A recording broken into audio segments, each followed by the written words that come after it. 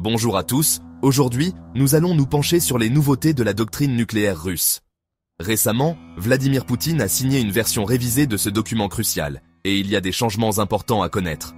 Tout d'abord, la Russie se réserve désormais le droit d'utiliser l'arme nucléaire si son allié, la Biélorussie, est victime d'une agression avec des armes conventionnelles.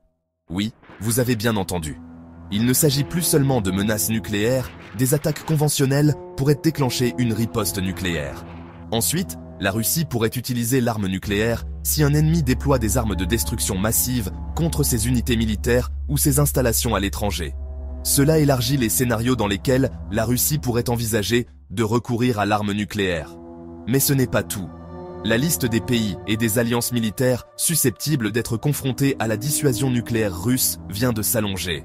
Désormais, elle inclut toute nation ou coalition qui considère la Russie comme un adversaire potentiel et qui possède des armes de destruction massive. Et il ne suffit pas de posséder ces armes. Si ces pays fournissent leur territoire, leur espace aérien ou leurs eaux territoriales pour des attaques contre la Russie, ils figurent également sur la liste. Enfin, toute agression militaire d'un État membre d'une coalition contre la Russie ou ses alliés sera considérée comme une agression de la part de la coalition tout entière.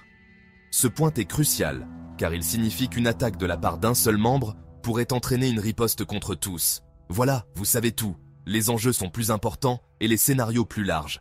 Restez à l'écoute, restez informés et continuons à débattre de ces questions mondiales cruciales.